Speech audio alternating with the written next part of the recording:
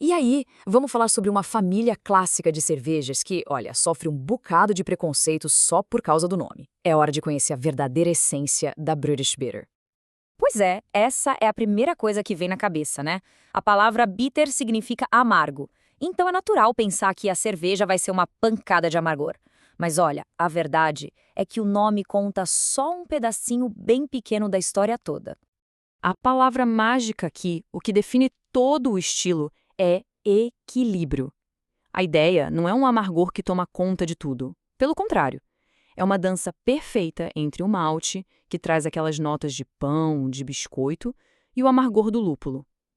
E por serem session ales, são cervejas feitas para a gente beber mais de uma, sabe? Sem pesar, sem cansar. Nosso tour começa pela base, pela cerveja que lá na Inglaterra o pessoal chama simplesmente de bitter. Essa é a Ordinary Bitter. Pensa nela como a porta de entrada perfeita para esse universo. E os números já contam essa história. Olha só o teor alcoólico, o ABV, super baixo, geralmente abaixo de 4%. O IBU, que mede o amargor, é bem moderado.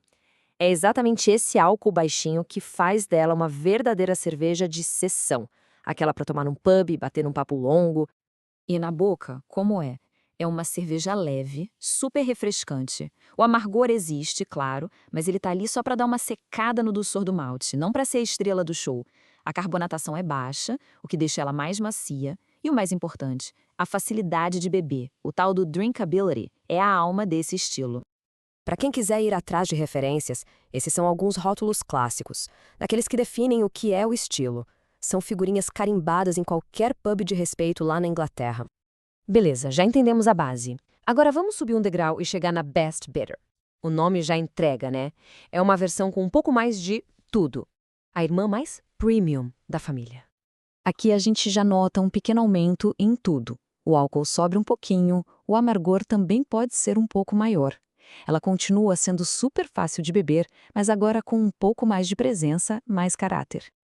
A grande diferença aqui é a intensidade. O sabor do malte aparece mais, às vezes até com um toquezinho de caramelo. O amargor também se destaca um pouco mais, mas, lembre-se, a regra de ouro do equilíbrio continua valendo com força total.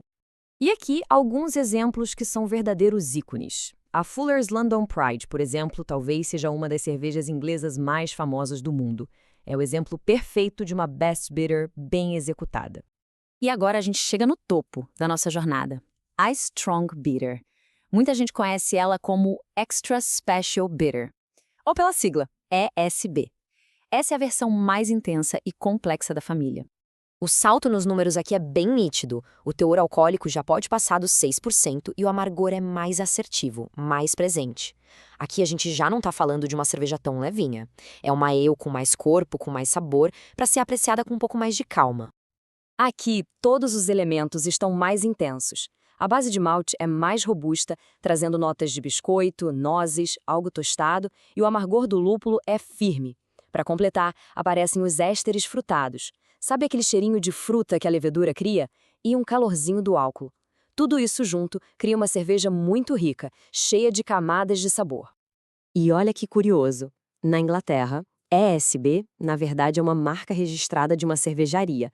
Mas, nos Estados Unidos, o pessoal adotou o termo ESB para descrever um estilo inteiro de cerveja, que, aliás, se tornou super popular na cena artesanal de lá. Uma pequena diferença cultural bem interessante. E esses são alguns dos gigantes quando o assunto é Strong Bitter. São cervejas com muita história que servem de referência para o estilo no mundo todo.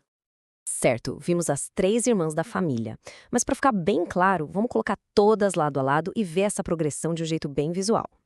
E essa tabela resume tudo de forma brilhante. É como uma escadinha de intensidade. A gente começa com a Ordinary, que é leve e fácil de beber, sobe para a Best, que já tem mais sabor, e chega no topo com a Strong, que é robusta e complexa. Mas perceba, todas elas são construídas em cima da mesma base, da mesma ideia de equilíbrio entre malte e lúpulo. Agora, da próxima vez que a palavra bitter aparecer num cardápio, não tem mais mistério, certo? Fica claro que por trás desse nome existe uma família de cervejas incrível, cheia de história e sabor. A pergunta que fica é, por qual delas essa exploração vai começar?